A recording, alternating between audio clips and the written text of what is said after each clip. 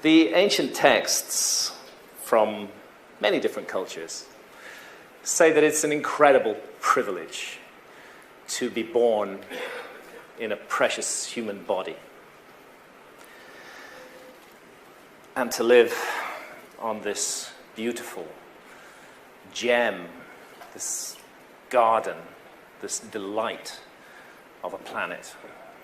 What a gift we were all given when we were given the opportunity to incarnate here, now, on this planet, at this time. We live at a crossroads. There's no doubt. We all feel it. We all know it. There's something coming down the track. And we have to figure out how we're going to respond to that, how we're going to turn it into an opportunity for growth rather than an opportunity for destruction. I don't think it's the first time that mankind has stood at such a crossroads. But here we are now, facing it and hopefully dealing with it.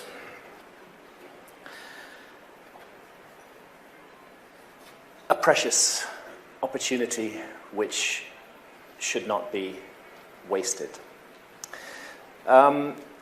Today I'm going to talk about some traces of perhaps a lost civilization, and these will look primarily at scientific traces and also at spiritual traces of that civilization all around the world. I believe we are a species with amnesia. I think we have forgotten our roots and our origins. I think we are quite lost in many ways, and we live in a society that invests huge amounts of money and vast quantities of energy in ensuring that we all stay lost. A society that invests in creating unconsciousness, which invests in keeping people asleep so that we're just passive consumers or producers and not really asking any of the questions. And I found for me the study of the past and the mysteries of the past has been a liberating process in terms of looking at the present. This is the world, of course, as it looks today. We're very concerned about such issues as global warming, climate change, and coming earth changes, which many have intuited. But if you go back 21,000 years, you will find that the world looked very different. There were gigantic ice caps covering the major land masses. The ice over North America, this huge ice cap, was actually 2 miles deep. Can you imagine that? 2 miles of ice sitting on top of New York City? Well, I don't know, but that's how it was. Same in Come Closer. I mean, just an extraordinary thing. Nobody could live there. Any traces of whatever was underneath it were ground to dust by the weight of that ice.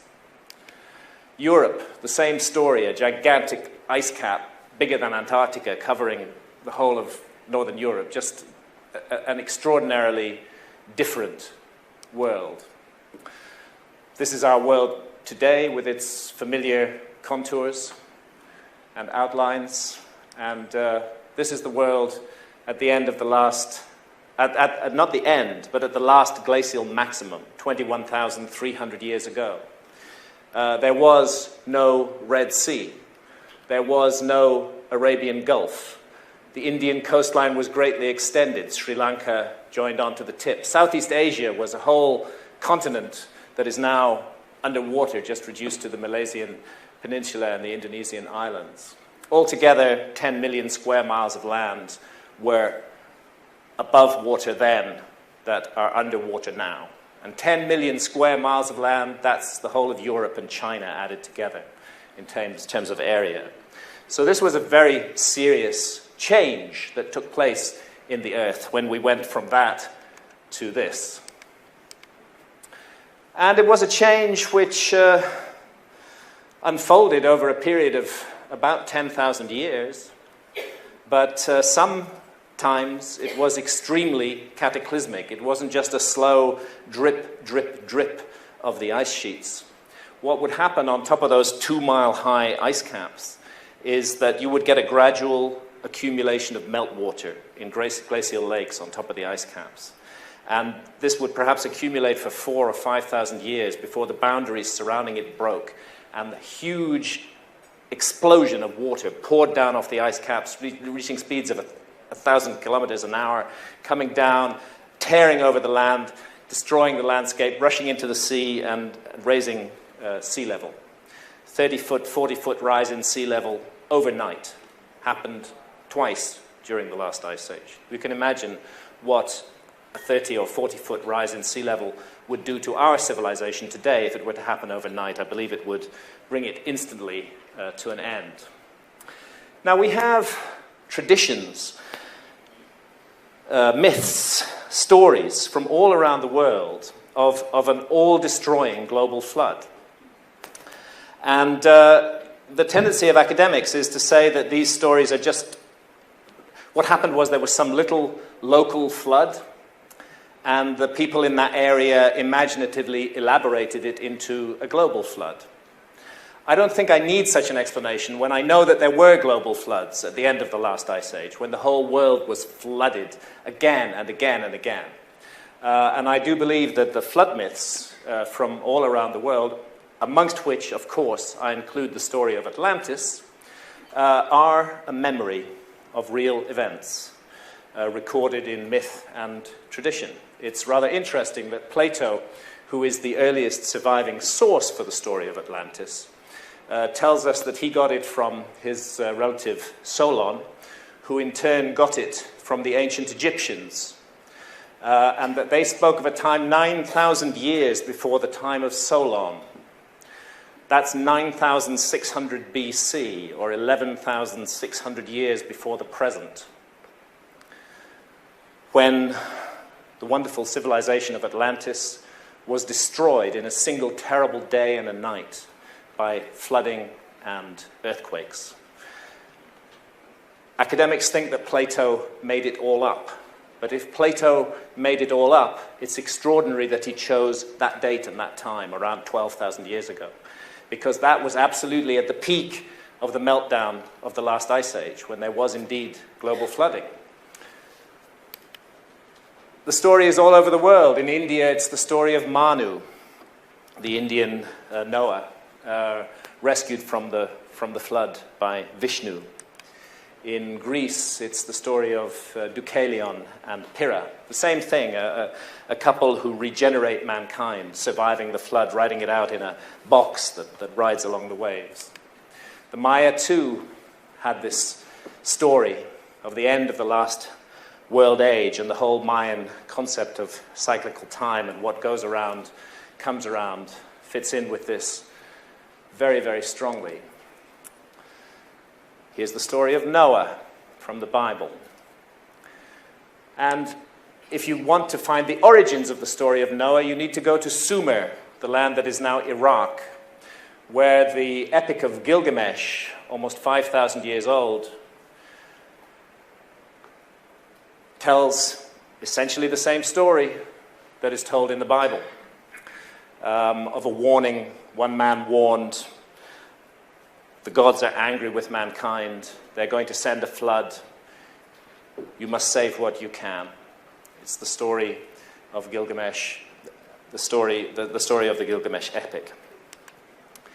Interestingly enough, if you go to the Arabian Gulf, where the Gilgamesh epic comes from, and you look at the situation at the end of the last ice age, this was the Arabian Gulf at the last glacial maximum. This is not sea.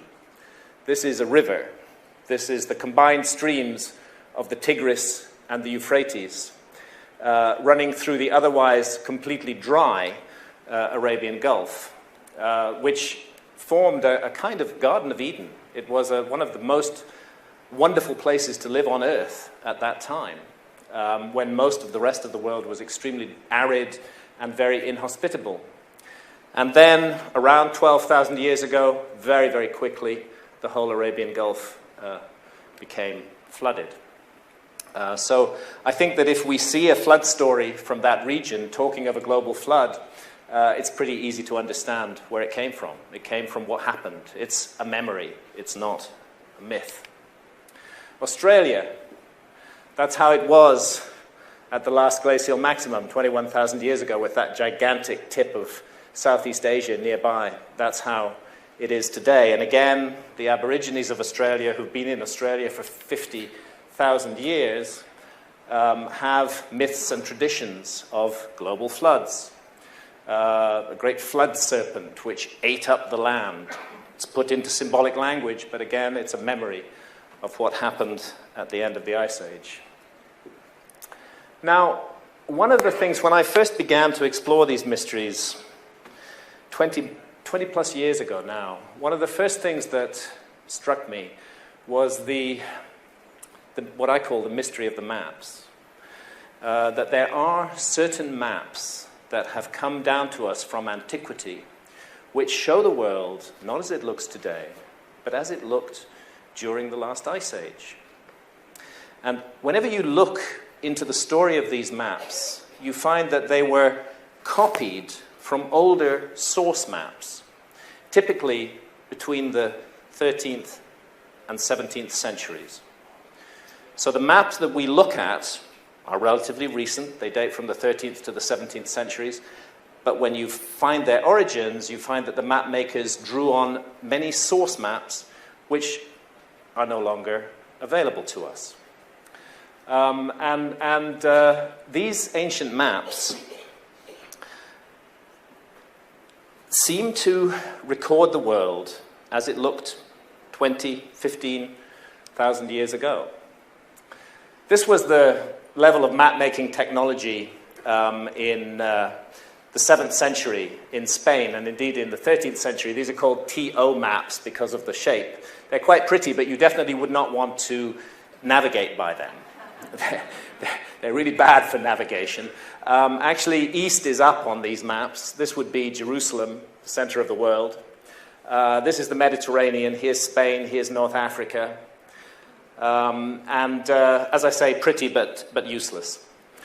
However, that map's from 1283, and round about that time, end of the 13th century, flooded into Europe a whole new set of maps, and nobody really knows where they came from.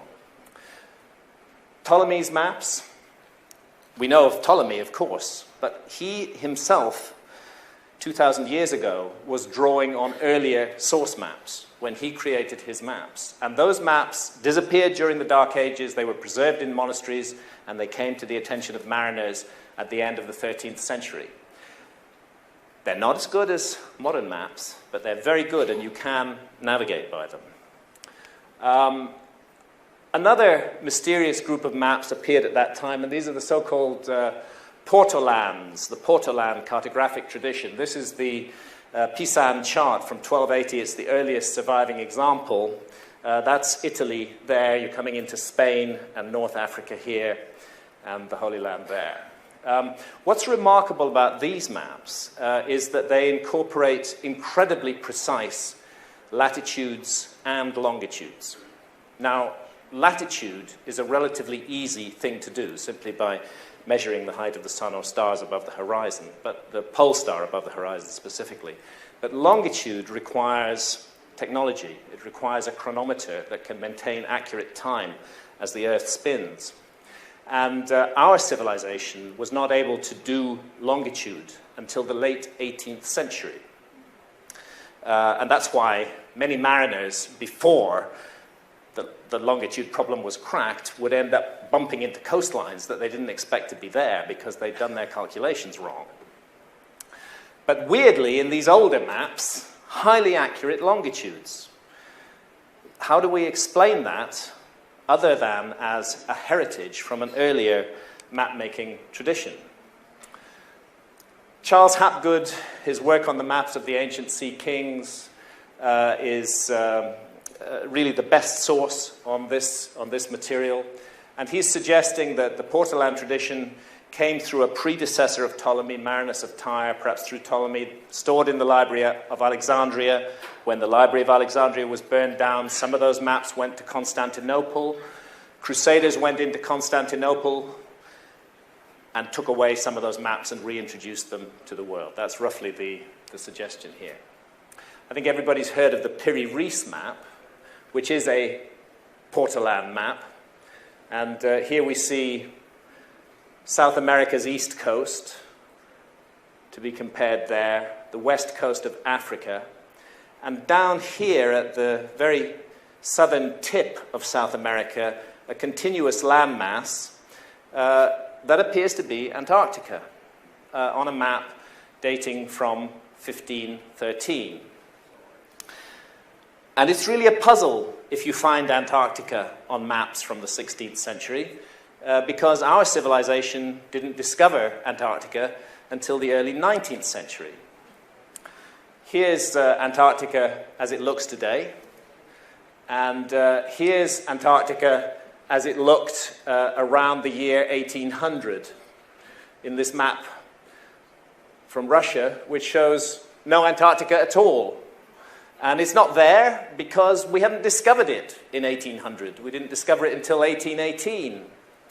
Yet if you go back to the 1600s and the 1500s, Antarctica is all over ancient maps. There it is in this beautiful work of Orontius Phineas, a rather accurate depiction of the continent of Antarctica. And here again, a map by Mercator, the famous, everybody's heard of the Mercator projection, a great map maker. Here again, Antarctica, present in that map. Both of those maps, the Orontius Phineas map and the Mercator map, drew on earlier source maps, now lost to us.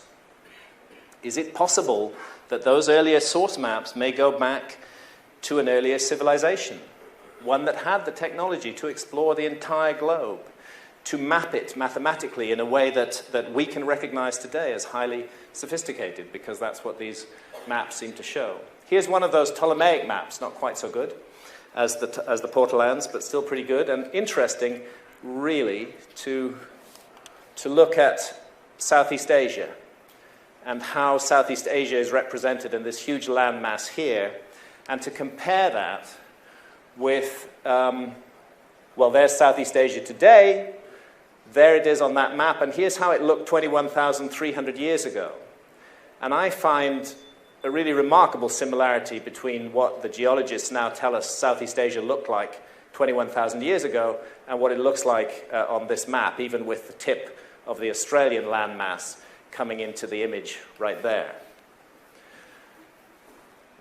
Another Ptolemaic map from 1513. Off the British Isles and off the island of Ireland is a little island here. Can you see it? This little island is called High Brazil.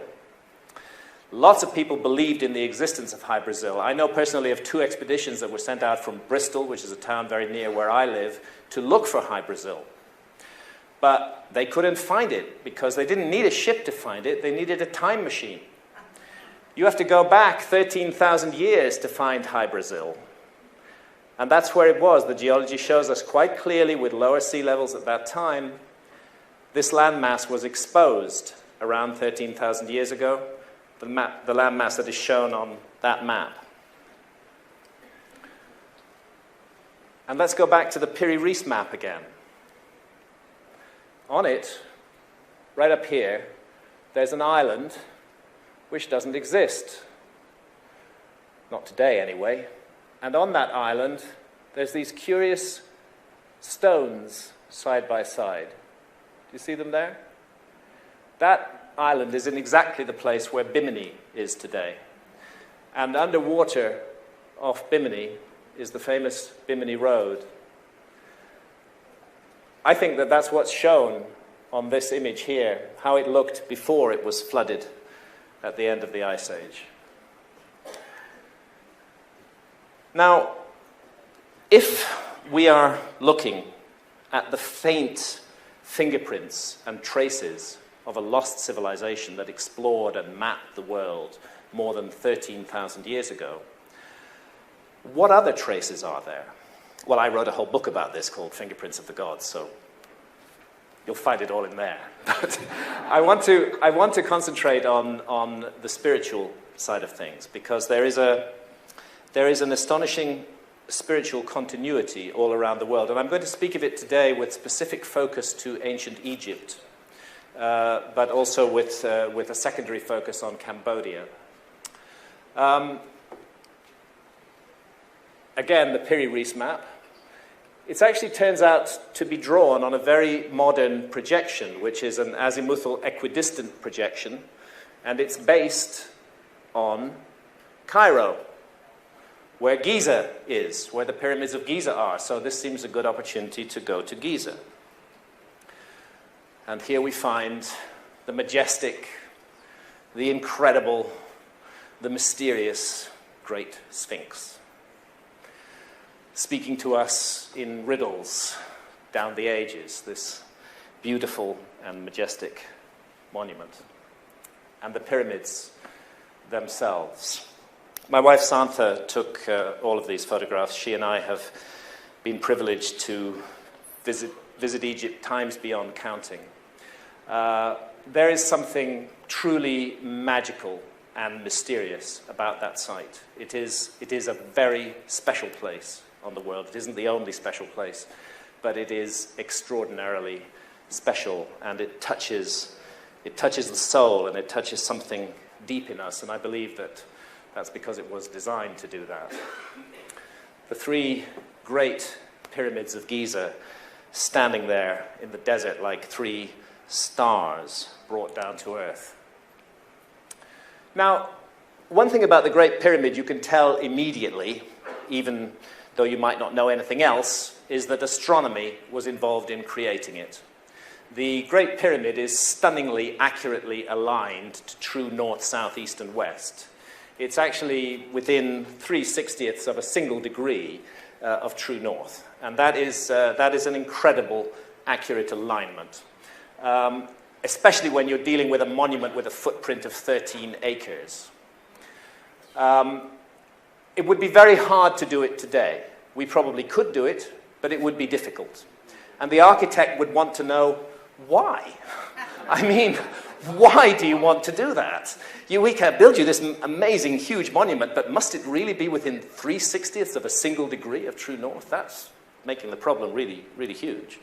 So it tells us not only were astronomers involved to get that level of accuracy, but also that it was important to them. It really mattered to them to be precise, to be on the button in that way. And a second thing which just will not go away at Giza, no matter how angry the archaeologists become, no matter how they swarm out of their nest and leap all over anybody who dares to criticize the existing paradigm. What will not go away is the hint of much greater antiquity surrounding the entire Giza complex. That's what won't go away. And that's what I want to look into a little bit just now. This is from the Temple of Seti I in Abydos, and we see the pharaoh Seti showing his young son, Ramesses II, a list of all the kings of Egypt who'd ruled before them. And that list goes back through the historical pharaohs who we know about, back to round about the date that we would call 3000 BC, when Egyptian civilization is supposed to have begun, but it doesn't stop there. It keeps on going back. It goes back thousands and thousands and thousands of years before that, until the time of the gods, the time that the ancient Egyptians called Zep Tepi, the first time, when the gods brought civilization to Egypt. That's what the pharaoh is showing his son, a connection to the gods, going back thousands of years into the past. And from the tomb of Seti I, again, we see this idea that goes right the way back to the god Osiris. here showing the way to the future Horus kings of Egypt, how they should live, how they should create a kingdom, how it should be in harmony between earth and heaven. Everything goes back to the first time, to the time of the gods, to the time of Osiris.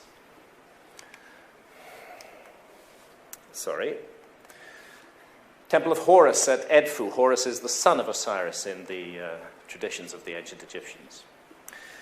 At this temple of Horus, there are whole walls covered with texts. And those texts are known as the Edfu building texts. This is what they look like. And they're very mysterious. Many people, many archaeologists will tell you that there is no flood tradition in Egypt. This is absolute nonsense. They clearly have not read the Edfu building texts. Because the Edfu building texts speak of a homeland of the primeval ones. They say it was an island. They say it's where the gods lived. They say there was a great flood there, which utterly destroyed it. And that those gods who survived came to Egypt, settled in Egypt, and started to re-establish what they had had before. They built what were called primeval mounds all over Egypt, which were to be the sites of all future temples and religious structures in Egypt. Is it possible that some of the monuments of ancient Egypt are actually much older than the Egyptologists tell us? Here's the Osirion in Abydos, named after the god Osiris. And it's a very curious structure. Gigantic blocks of stone. 100-ton weights are very common in the Osirion.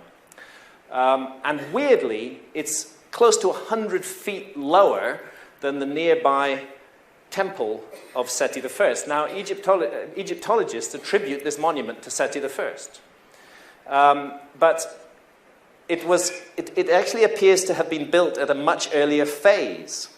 It's just so much lower down. It's like there's been an accumulation of silt on top of it, and then thousands of years later, Seti I came along and built his temple. And then when the archaeologists excavated it, they said, well, that's by Seti I. This is nearby. It must be by Seti I. There's no good evidence connecting it to Seti I at all. The great Sphinx of Giza. I'm not going to go into detail into Robert Schoch's and John Anthony West's extraordinary work on the rainfall erosion of the Sphinx, but it has thrown a real spanner in the works of Egyptology, and the Egyptologists are still very upset about it.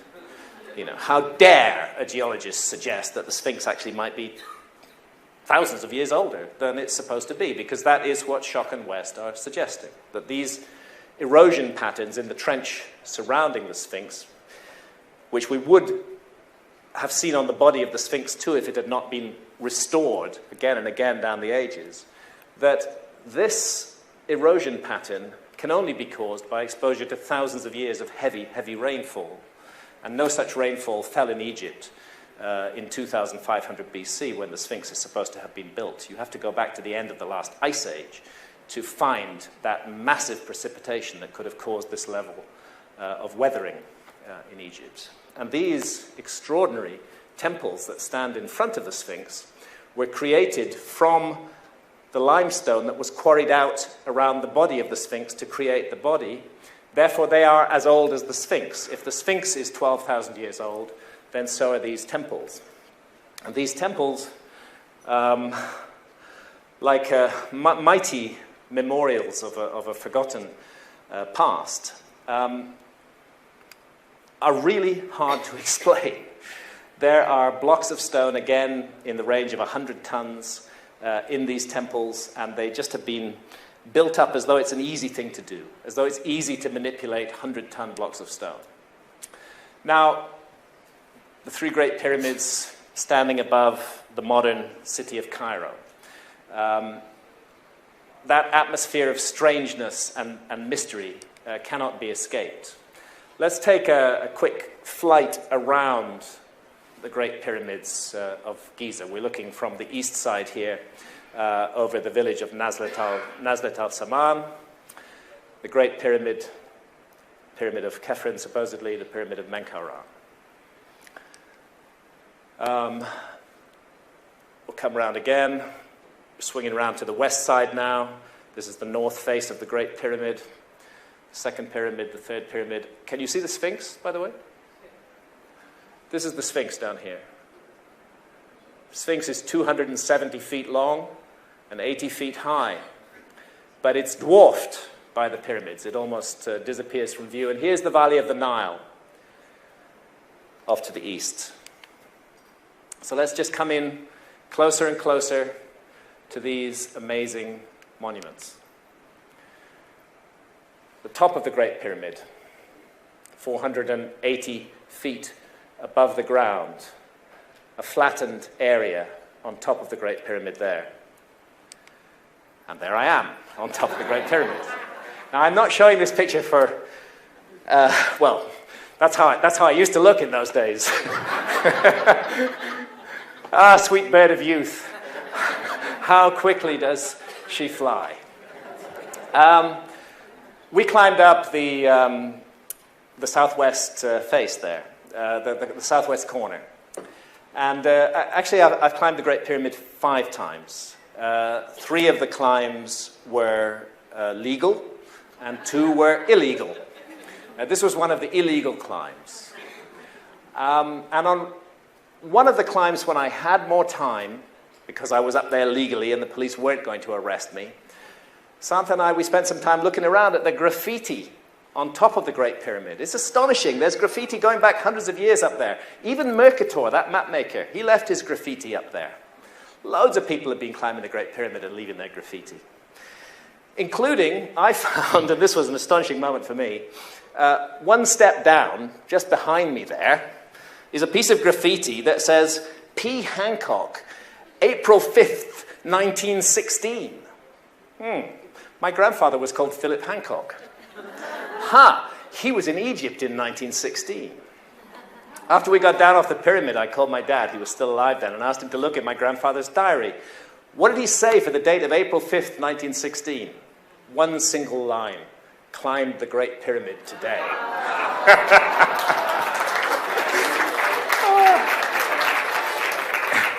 It was an extraordinary moment for me. And there's something about this place. It's like flying on a magic carpet above the city of Cairo. It's such a privilege, such a gift to be able to go there. I don't want to bore you with statistics. It's just 13.1 acres. It weighs 6 million tons. It's got 2.3 million blocks of stone. It's 481 feet high. It just is the most amazing thing. You know, it's just, you can look at it and just kind of miss it, and then you look at it closely and you begin to realize you're looking at something that's utterly impossible. I just want to take you on a quick journey around some of the interior of the Great Pyramid.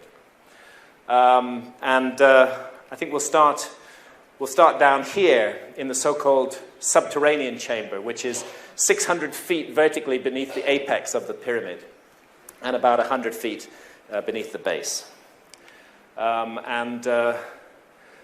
It's carved out of solid rock. They went 300 feet, a sloped corridor, sloping at an angle of 26 degrees. You have to go 300 feet down it, and then you reach this chamber at the bottom. So they had to make that chamber. They had to cut down through the rock 300 feet. It's about 3 feet 6 inches high and the same wide. So you've got to go down like this, all the way down. And you get to the bottom, and here's this rock-hewn chamber, deep underground. And here's a couple of likely lads in the rock-hewn chamber. That's me and my friend Rόμπερτ Μπόβαλ, the author of the Orion Mystery, just to give you a sense of the size of the room. Now, coming out of the subterranean chamber, let's go back up this passageway which leads to it. There it is, cut from solid rock, as I described. And then you come to this junction here, and you go up the so-called ascending corridor and along a horizontal passage that leads you to the so-called Queen's Chamber. We don't know what the builders of these pyramids called these chambers. All these names are modern attributions. Let's just take a quick look inside the Queen's Chamber. The statistics are there. There's these curious little shafts in the walls of the Queen's Chamber. Up until the 1870s, this shaft was not visible. It was covered by a block of stone. When they completed the chamber, they closed it.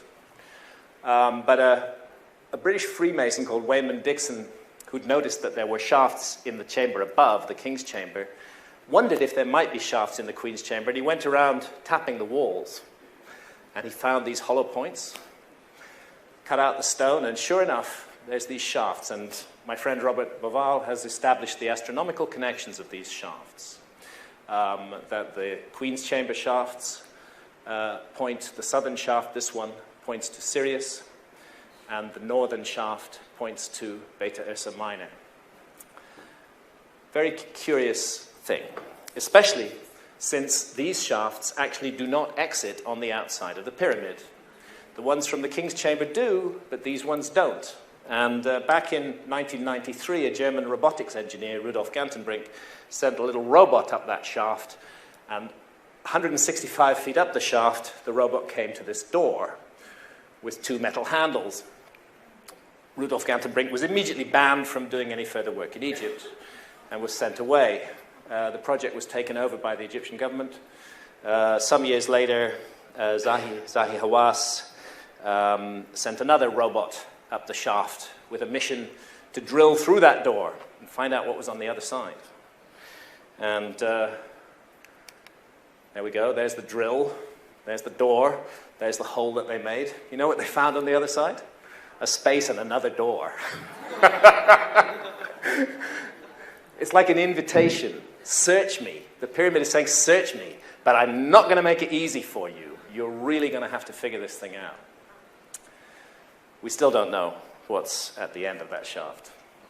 Okay, so we're going to come out of the Queen's Chamber, back along the horizontal corridor. Now we're looking at the grand gallery, 153 feet long, 28 feet high. This is called a corbel vault. Each level protrudes slightly over the level below it and narrows up towards the ceiling. Well, these blocks weigh about 70 tons each. They're laid at an angle of 26 degrees. You can't get a sheet of paper between the joints. They're unbelievably precise. It's like being compared to opticians' work on a scale of acres. An astonishing feat of construction. The work of giants, really. At the top of the grand gallery, you have an entrance to the King's Chamber. This is the King's Chamber here. And above the King's Chamber, not known until the early 19th century, are 1, 2, 3, 4, 5 more chambers. And getting into those chambers is really fun. I'll come to that in a moment. But let's first of all go into the King's Chamber. And this is what the King's Chamber looks like. Those are those shafts again. This is the northern shaft, the southern shaft's on this side. One pointing to Orion's belt, and the other again pointing to one of the circumpolar stars. It's a beautiful geometric room. It's made of granite blocks. The Great Pyramid is a limestone monument. These granite blocks were brought about 500 miles from Aswan. They were lifted to a height of hundreds of feet above the ground and put into position in this extraordinary chamber in the heart of the pyramid. There is a sarcophagus in it. I and my colleagues believe that this is not a sarcophagus that ever contained the body of the pharaoh Khufu, or of any pharaoh. We think that it was involved in some kind of process, some kind of initiation. I'm going to talk about that a little bit. But because there is a sarcophagus in it, immediately the assumption has been made that this must have been the burial chamber of Khufu. Let's look at this setup again here. The King's Chamber and the so-called relieving chambers up above it, rather similar to the Jed pillar, the symbolic backbone of Osiris, which is a symbol of resurrection and rebirth in the ancient Egyptian religion. It seems that they were creating a symbol of resurrection, of rebirth within the Great Pyramid. To get into those rooms, here's what you do. You put a ladder 30 feet high up against this wall, and you lean it up against that side there, and there's a little hole just a bit wider than me, which fortunately a rope now hangs out of, and you grab hold of that rope, haul your body into it, pull yourself through, and then you get into a narrow tunnel, and that leads you into the first, and eventually into all 5 of these chambers. And I'll just take you to the top chamber. That's that one up there. And again, these extraordinary huge blocks of stone. These are in the range of 100 tons each, which form the floor of this chamber, and indeed all the other chambers, again, have these gigantic blocks of stone, which are almost impossible to move, really, but there they are. More graffiti inside. Sister M.T. Martin, 6th of February 1915. There's me with one of my kids, Layla. Again, just to show you the size and the scale of the thing. We'll go back to the pyramids. Here is the only evidence that Egyptologists are able to cite which connects the Great Pyramid to the pharaoh Khufu. And that is a cartouche which appears to say the name Khufu, that is found in that very topmost relieving chamber that I showed you. It's round about over here somewhere. And there are no other inscriptions whatsoever inside the Great Pyramid, not one.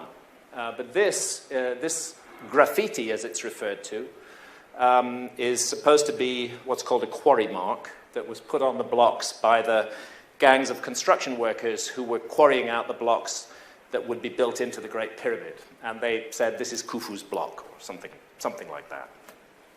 It's not very convincing evidence that the pyramid was built by Khufu or for Khufu. There is a hint of doubt over the authenticity of the cartouche itself. Could it have been forged by Howard Weiss, who found it in the early 19th century?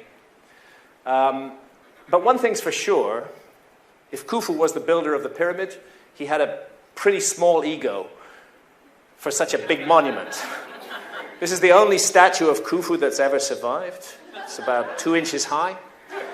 And, you would have thought he'd have put his name all over this thing instead of just on some bit of graffiti up in a block in a chamber that nobody's ever going to see. But he didn't. It's absolutely bare. There are no texts, nothing in there that tells you what's going on. However, if you go down to Saqqara, about 15 miles south of Giza, you will come to a group of pyramids dating from the 5th and 6th dynasties, not the 4th dynasty, which this one supposedly dates to. And those pyramids are filled with text. Now, I'm just showing this overlay. Actually, I'm going to give away Santa's secret. She did this by accident. Because we were at Giza. Santa took a shot of the pyramids of Giza. Then we went down to Saqqara, and we went into the pyramid of Unas. And Santa took a photograph of the pyramid of Unas, and we got this double exposure, where the pyramid of Unas is overlaid on the Giza pyramids. And here are the so-called pyramid texts, the star-covered ceiling of the pyramid of Unas, and the pyramid texts on the walls. And these pyramid texts are the earliest surviving recensions of what we now know as the Books of the Dead, the ancient Egyptian Books of the Dead. And they concern the mystery of life and death and what it is we're doing on this planet. They're very deep, they're very profound. And they are, it seems to me that they were putting in writing there what the Great Pyramid does in architecture alone. The Great Pyramid does it entirely symbolically in architecture. In the later pyramids, they expressed it in texts. And all of these texts, whether it's the pyramid texts, which are the oldest surviving, the coffin texts, because they're written inside the lids of coffins, the book of what is in the Duat, which you'll find painted on the walls of many of the tombs in the Valley of the Kings, and the Books of the Dead, which were papyrus scrolls that were placed with the deceased inside the coffin.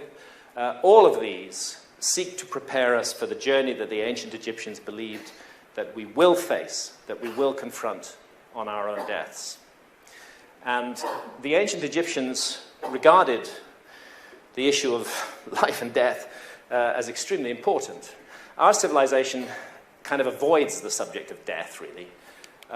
We don't want to know about death. We try to shove it away to the margins and not think about it. And least of all, to prepare ourselves psychologically and spiritually for that moment that will come to us all. The ancient Egyptians put their best minds to work for 3,000 years on considering the mystery of death and what we may or may not confront when we die. And when it comes to these matters, I would rather listen to the ancient Egyptians than any bloody modern scientist. Because the modern scientists are just pygmies, you know. They're infants, they're children. They may be able to weigh, measure, and count brilliantly, but they know nothing of matters of the spirit. We need to turn to civilizations like ancient Egypt, the ancient Maya, and to surviving shamanistic cultures around the world to understand really the mysteries of life and death. So let's have a little bit of a look at the Egyptian story. These are the souls of Pe and Neken. They're a mysterious brotherhood that was entrusted with transmitting the religion of Osiris to the future. So important was it that it had to be preserved and passed down from generation to generation. Osiris was the first king. He lived in the legendary first time. He was the civilizer. He brought civilization to Egypt. And he was murdered by his antagonist, Set, and 72 conspirators, and his body was hacked to pieces and reassembled and revivified through the magic of Isis, the goddess Isis. And here we see that what happens next is Osiris is brought back to life so that he can inseminate Isis. She hovers over him in the form of a bird, of a kite, and receives his seed and produces their son Horus, who continues the divine line. And here we see Horus performing the rituals that bring about the resurrection of his father in the heavens. Horus comes to you, O king, that he may do for you what he did for his father Osiris, so that you may live as those in the sky live, that you may be more extant than those who exist on earth. Raise yourself because of your strength. May you ascend to the sky. May the sky give birth to you like Orion. May you have power in your body, and may you protect yourself from your foe. That's from the pyramid texts. And again, this image from the tomb of Seti I, Osiris riding on his boat of stars, showing the way to the future pharaohs of Egypt. Nobody disputes that when the ancient Egyptians looked at the constellation of Orion, they saw it as the figure of Osiris in the sky. This is not a controversial statement.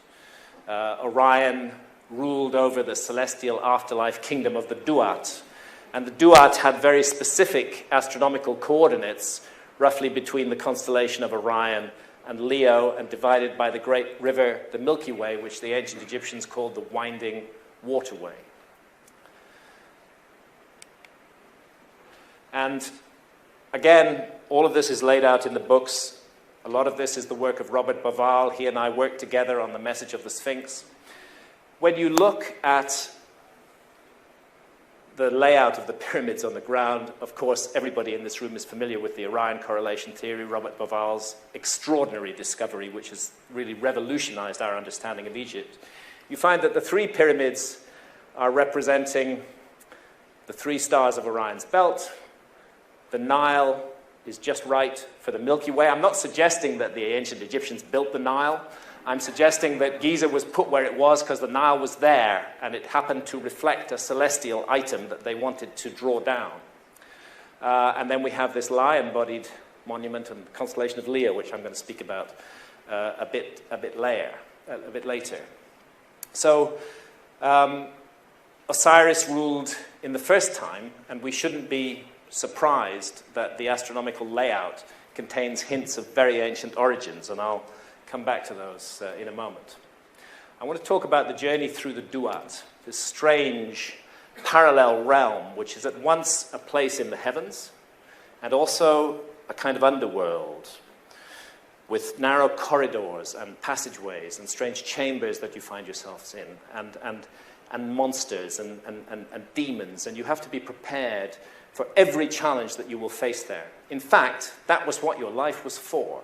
It was to prepare you for that moment when you make the journey through the afterlife realm. Sometimes the god Anubis would act as your psychopomp, as your guide, leading you through the afterlife. the texts make it clear that there was a great secret in the fifth division of the Duat, which is referred to as the land of Sokar and of Rostau. And it's not an accident that Rostau was one of the ancient names of Giza. In fact, in this image from the book of what is in the Duat, we see a pyramid, we see a sphinx, and we see a hidden chamber with this curious figure, three-headed serpent here, a winged serpent very familiar from this part of the world. Go back inside those chambers and corridors. There's the grand gallery of the Great Pyramid. Here's an image from the book of what is in the Duat. A boat, a huge boat, is buried on the south side of the Great Pyramid. We find boats used in the navigation of the Duat, the narrow corridors and passageways. Strange chambers, here with star gods seated. And the king's chamber. What I'm suggesting is that the Great Pyramid was your journey through the Duat in stone. It was a place where you prepared for that journey. And I think that this room probably has something to do with this scene. And this is called the judgment scene. And it takes place in the fifth division of the Duat, in the hall of Maat. Maat is the goddess of cosmic harmony, of truth, of justice. And she is symbolized by this feather. And here we see the deceased, in this case one of the Ptolemaic pharaohs, because this is from Deir el-Medina, on the west bank at Luxor, being ushered into the hall of Maat, which is also called the judgment hall of Osiris. And here in the background we see a set of scales, and there are the scales. Here is the god Thoth, writing on a tablet. This monster is called Amit, the eater of the dead. He is part crocodile, part hippo, and part hyena. And here is Osiris sitting in judgment. The weighing of the heart is the central aspect of this scene. And what we see here, weighed against the feather of truth, of harmony, of justice, is this symbol representing the heart of the deceased. You would not want your heart to weigh heavy with sin.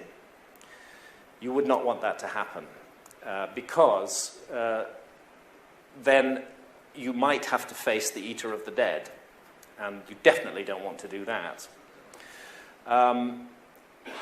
It's as if your whole life is weighed up in this moment.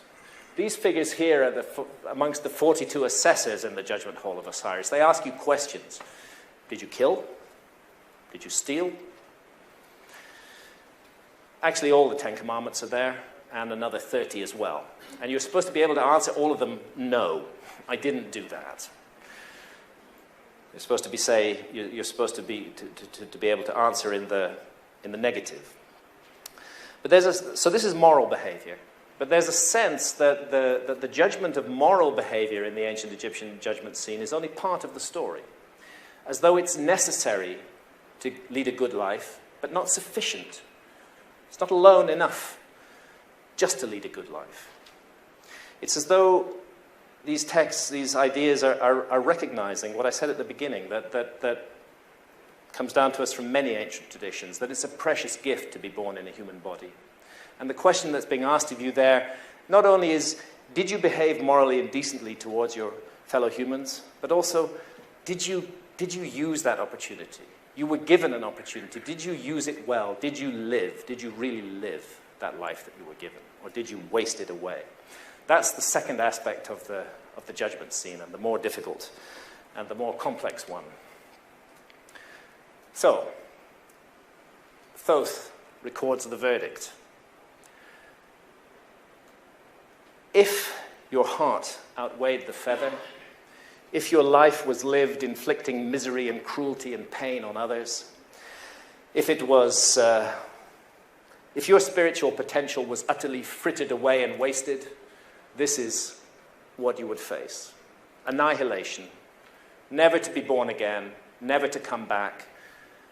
Your story is over. It's rubbed out from the book of life. if you've lived your life right, then something wonderful is being proposed, and that's the life of millions of years. And I just want to read a passage from the Normandy Ellis translation of the ancient Egyptian Book of the Dead. I stand before the masters who witnessed the creation, who were with Ra that morning the sun rolled into being, who were with Osiris in the grave as he gathered himself together and burst from the tomb, white with heat, a light and shining God. Hail Thoth, architect of truth, give me words of power that I may recall my years and weave together my history. Hail Thoth, architect of truth, give me words of power that I may form the characters of my own evolution.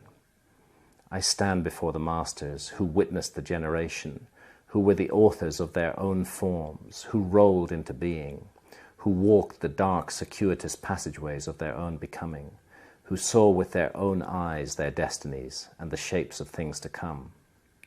I stand before the masters who witnessed the working of magic, who were with Isis the evening she became the swallow, and her lamentations filled the air, who were with her as she shook down her black hair and veiled the god's transformation in secret, who witnessed the conception of the divine child, though his coming was yet unrevealed.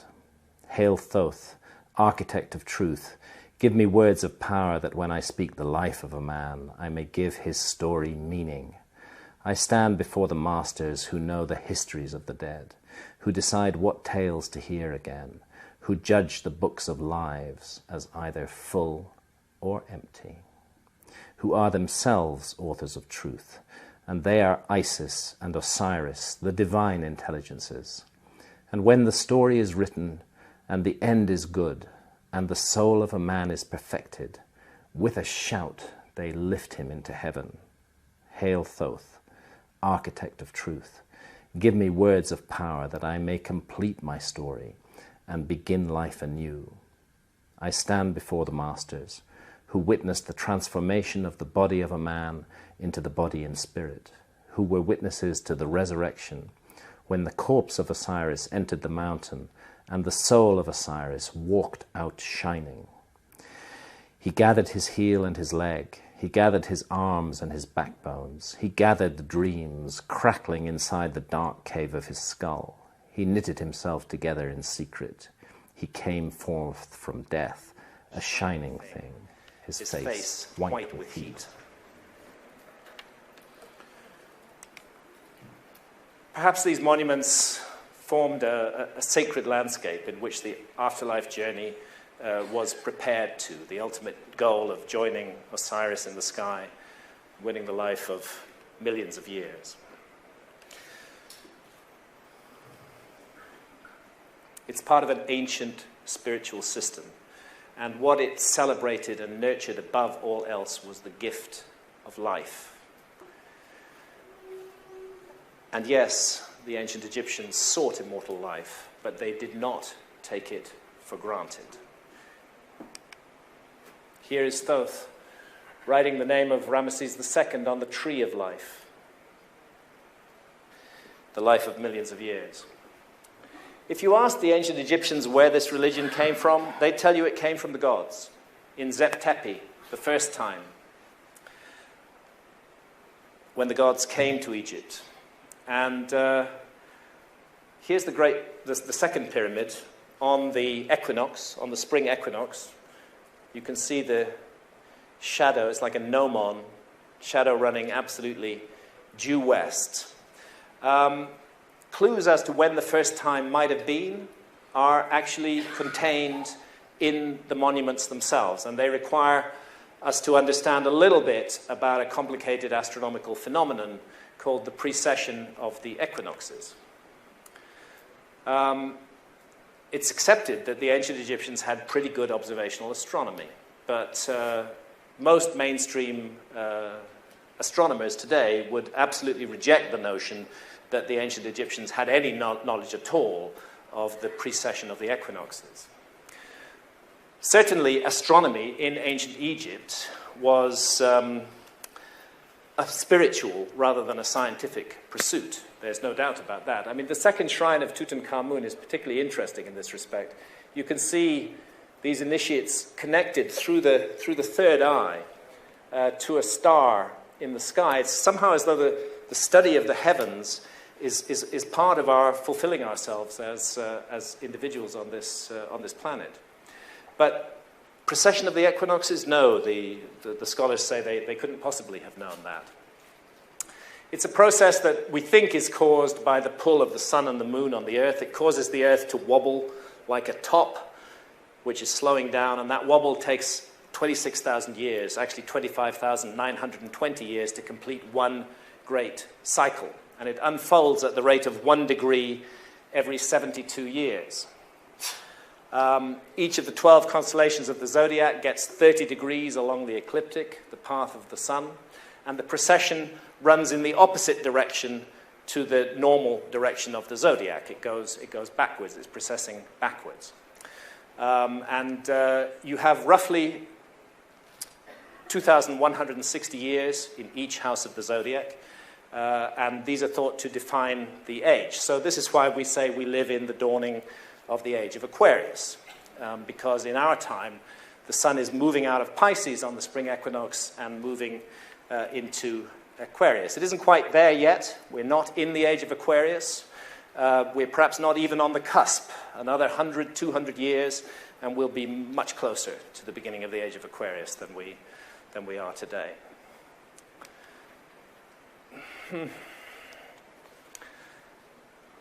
Also from the second shrine of Tutankhamun, this rather mysterious image, Mehen, the enveloper, the serpent of cyclical time, he who hides the hours. I think this is one of many references to the secret knowledge of precession in ancient Egypt. And the Sphinx is part of the way that we can reveal this, a marker on the clock of time. The Great Sphinx, it looks perfectly due east. It's aligned absolutely perfectly to due east. And Santa took this photograph from the back of the Sphinx, looking in the direction of the gaze of the Sphinx. And this photograph at dawn on the spring equinox from the back of the Sphinx. And there you can see the proof. The Great Sphinx gazes directly at the rising sun on the spring equinox. Summer solstice, the sun is way over here. Winter solstice, it's way over here. Spring equinox, dead in line with the gaze of the Sphinx. And I'll just take another moment to do another short reading about the ancient Egyptian concept of the sun. Men praise thee in thy name, Ra, and they swear by thee, for thou art Lord over them. Thou hearest with thine eyes, and thou seest with thine... thou hearest with thine ears, and thou seest with thine eyes. Millions of years have gone over the world. I cannot tell the number of those through which thou hast passed. Thou dost pass over and dost travel through untold spaces, requiring millions and hundreds of thousands of years to pass over. Thou passest through them in peace, and thou steerest thy way across the watery abyss to the place which thou lovest. This thou doest in one little moment of time, and then thou dost sink down and dost make an end of hours. Astonishingly sophisticated notion of the big numbers and distances involved in the sun. So the sun gazes, the Sphinx gazes at the rising sun at dawn on the spring equinox. And it does that every year in all times. What changes is the stellar background against which that sunrise is occurring. That's what's changed by the precession of the equinoxes. Precessional drift occurring at the rate of 1 degree every 72 years. 30 degrees gives you 2,160 years.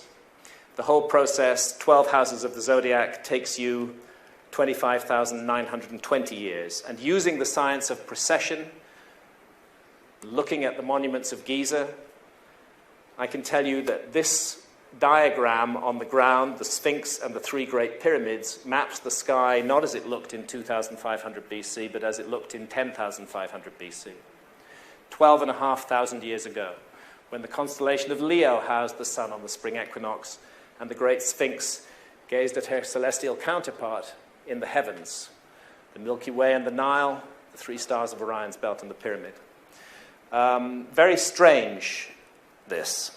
Does it tell us that the ancient Egyptians knew that date and wanted to memorialize it in stone, or does it suggest actually that some of these monuments may actually go back to that very ancient time, long, long, long before the pharaohs of Egypt? I'm going to move a little quickly, but the work on precession of the equinoxes, the fundamental work is Hamlet's Mill by Giorgio de Santillana and Hertha von Deschend. It's a tough read. Giorgio de Santillana was a professor of history of science at MIT. But what they document in that book is global, worldwide knowledge of precession of the equinoxes recorded in myth. A series of numbers that keep coming up again and again and again, all over the world, in every part of the world, which only can arise from precession. And Santillana and von Deschend hid it in a little paragraph right in the middle of the book. They traced it back to some almost unbelievable ancestor civilization of remote antiquity. 72 is the heartbeat of the cycle, lots of numbers. 72 divided by 2 is 36, 72 plus 36 is 108, half of 108 is 54. All these are what I call the precessional numbers, which are derived from and related to the process of precession of the equinoxes. And you find them in myths, in Viking myths, in Indian traditions. The story of Osiris and his 72 assailants, the number of stanzas in the Rig Veda, it's just all over the world, in myth everywhere, the story of precession of the equinoxes in numbers. Now, the Great Pyramid, Egyptologists know this, but they say it's a coincidence, is a mathematical scale model of the northern hemisphere of the Earth. It's quite simple. If you take the base perimeter measurement of the Great Pyramid and multiply it by a specific number, and that number is 43,200, you get the equatorial circumference of the Earth. And if you take the height of the Great Pyramid and multiply it by the same number, you get the polar radius of the Earth. As I say, Egyptologists know this, but they say it's a coincidence. Actually, if it were any other number than 43,200, I might have to accept it could be a coincidence. But 43,200 is one of those precessional numbers. It's one of those numbers that is derived from the sequence that evolves from 1 degree every 72 years. 72 times 30 equals 2,160. That's one house of the zodiac. 2,160 by 20 gives you 43,200. Let's jump to Angkor in Cambodia. Turns out that from Giza to Angkor is exactly 72 degrees of longitude. Weird, that. Another one of those precessional numbers. And makes me think of a whole worldwide project establishing sacred sites at certain positions of longitude around the globe and creating them for a very specific reason. And I think Angkor and Giza are intimately connected, although they seem to stem from very different periods of history. Angkor Wat. By the way, Ankh-Hor means life to the Horus in the ancient Egyptian language. That's another one of those coincidences, according to the scholars. Here's the Angkor Wat temple. Look at this amazing axis running all the way through it. Actually, it just disappears. We're slightly off the screen here, but it disappears right over the horizon, miles and miles away. It's an east-west axis. Rather pyramidal form of all of the temples in Angkor. And here's what happens on the spring equinox at Angkor. Stand on that causeway, look at the central tower, stand in the middle, and you'll see that it starts to rise, and then it slowly slides up the tower, nears the top of the tower, and then, bingo. The whole place just lights up like a fairy tale kingdom. It's an amazing experience, and you suddenly realize that this monument, this temple, was built to connect sky and ground at that moment. At that exact moment, it comes alive. That's what it's all about. It's an equinoctial marker, just like the Great Sphinx. There are 72 major temples at Angkor. There are curious pyramidal hills in the background. at Angkor. There are these amazing structures. This bridge over to Angkor Thom, 54 figures on each side of the bridge, another processional number. 54 plus 54 equals 108. 108 is 72 plus half of 72, 36. The churning of the Milky Ocean, a relief at Angkor. That's the same thing that's represented in sculpture here. It's represented in a relief here. You see the serpent Vasuki, gods on one side, demons on the other. Actually, these are the demons. These are the gods. They're pulling on Vasuki, the serpent, like he's some huge piece of rope. He's wrapped around Mount Mandara, and it's a churning process.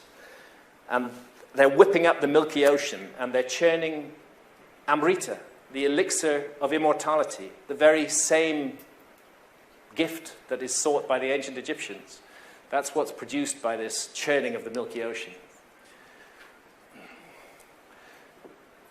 If you trace the major temples of Angkor, you find that they too represent a constellation on the ground, and that is the constellation of Draco in the northern sky. And to cut a long story short, the only time that the correlation works perfectly is in 10,500 BC, exactly the same time that the correlation at Giza works perfectly. I'm not saying the temples of Angkor were built in 10,500 BC. They certainly weren't. They date from about 1100 AD, but archaeologists are finding that there's layers and layers of construction underneath the temples that we see today, as though they're reincarnations of earlier temples. So we have enigmatic ancient sites and religious ideas, widely distributed around the world, extraordinary similarities pointing back to a remote date 12,000 years ago. We've got ancient maps that seem to document the meltdown of the last ice age. Are we looking at the traces of a forgotten episode in human history? I think so. I think that's what's going on here. And because we've forgotten it, because we are a species with amnesia, because we are so much a mystery to ourselves, perhaps it's because of that we're so lost and so troubled today, so haunted by the sense of something missing, something that we need to know about ourselves. For the ancient Egyptians, the essential mystery of human existence concerned our spiritual essence, that we are participating in this theater of experience that we call life and the world in an immense endeavor aimed at the perfection of the soul. That's what we're here to do. Virtually identical ideas were explored at Angkor. Well, in the modern world, sad to say, few such mysteries concern us. This is it. You know, our culture today, we have a thing about consciousness, okay? Our culture, it admires, it venerates, it almost worships one single state of consciousness, and that is the alert, problem-solving state of consciousness that's useful for science and business and commerce and war and such things. And then we allow ourselves some downtime with absolute drunkenness and stupidity and abandon. That's also accepted by our civilization. But any other kind of state of consciousness is absolutely no-no and not allowed and not encouraged at all. It's as though the world is conspiring to trivialize life, to trivialize us, to bring everything down to the absolute lowest possible level of hedonism and consumption, with nothing else at all being projected as worthwhile. I've talked with shamans in the Amazon, with whom I've many times drunk the mysterious brew ayahuasca. And when I've asked them, what do you think is the problem with the world? What's the problem with the West? They say it's very simple. You've severed your connection with spirit. You've cut the link. And you have to restore that link if you're going to move forward from here. You can't move forward from the place you're in if you don't restore the connection to spirit. And that seems to me the most the most fundamental task that all of us now face. Not these exterior trappings of power that have brought such horror and misery to the world. What's happening in the Amazon is, I mean, it's just beyond belief. It beggars belief.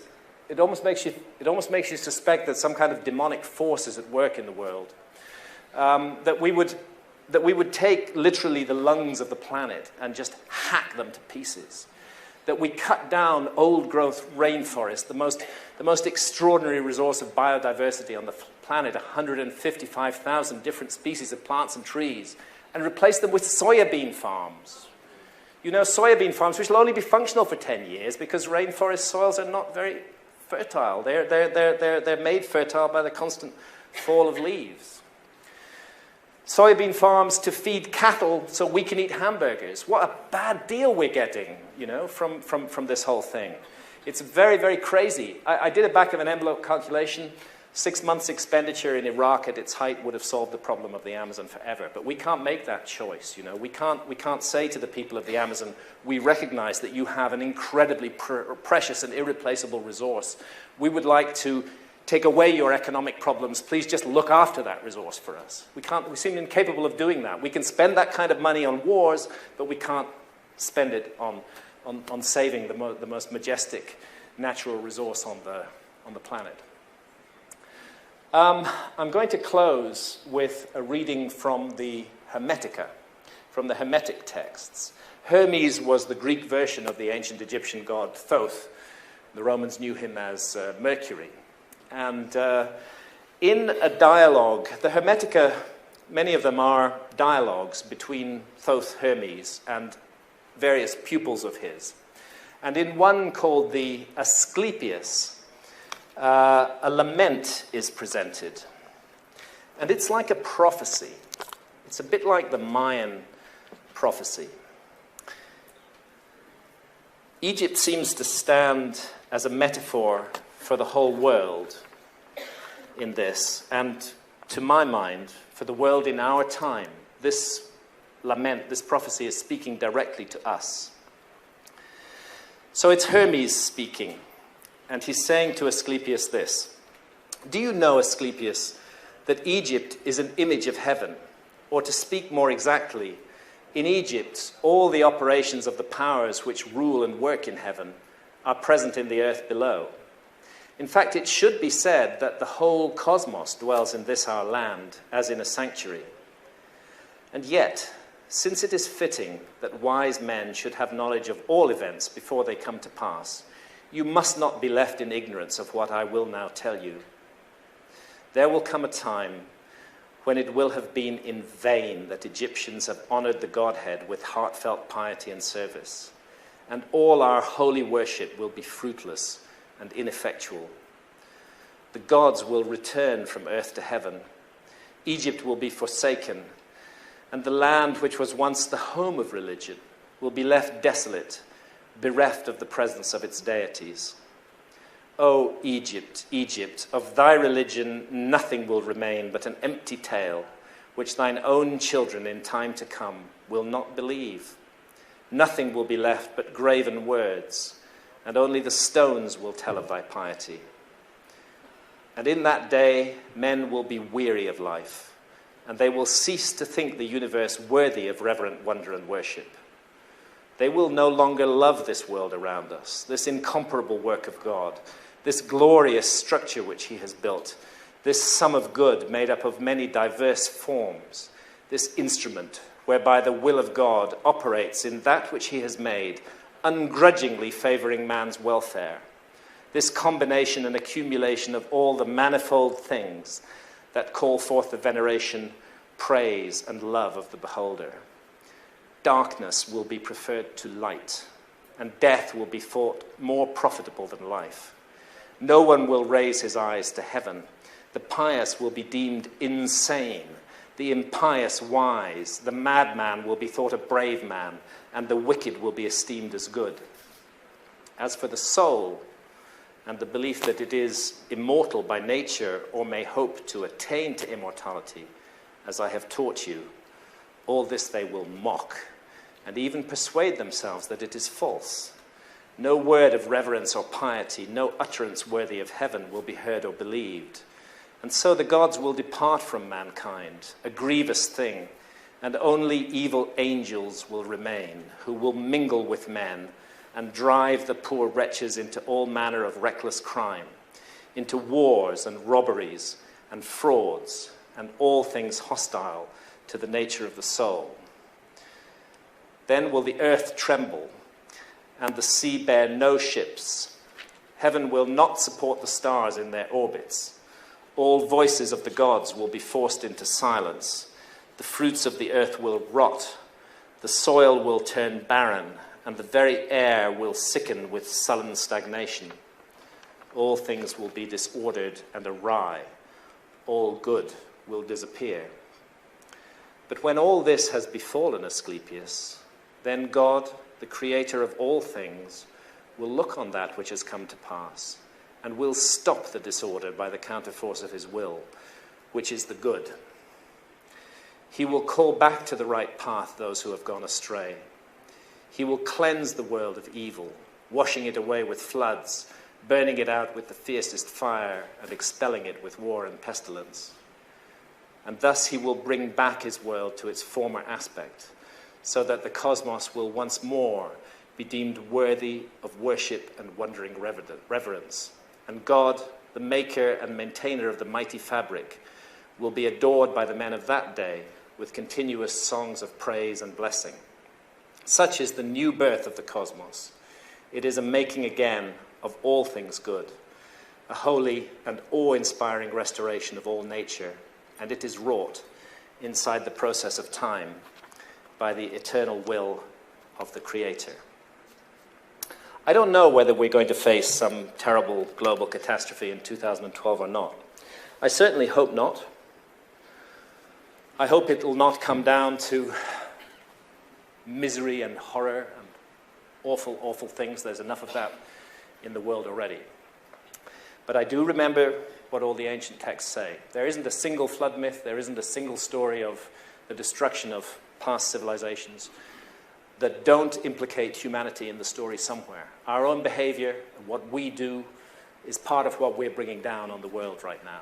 What we are manifesting in the world, that is what is coming towards us.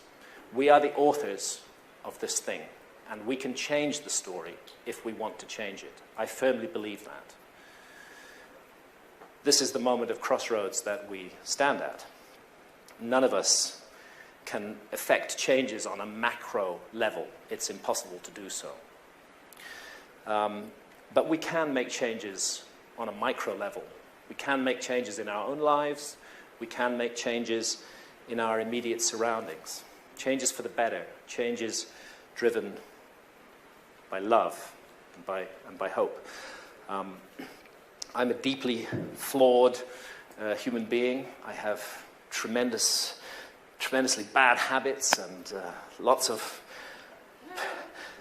bad aspects to my personality. Over the last decade or so, I've come to look at some of those things objectively, been very much helped by ayahuasca, the brew that I mentioned from the Amazon in doing this. I'm working hard to change my life, to try to be a more nourishing person to people around me. I'm not saying that I'm succeeding. I fail every day, but I'm still trying to do that. And that's really all I can say when we confront something so huge and so overwhelming as the notion of global destruction. No, I can't stop that, but I can stop what I'm doing to contribute to it. And if we all do that, then I believe a huge change in consciousness will come, and the world can move on, and we can look forward to a future for our children and our children's children, and once again bring this bright, beautiful, jewel garden of a planet, bring it back to the place it should be in our lives. Thank you, ladies and gentlemen.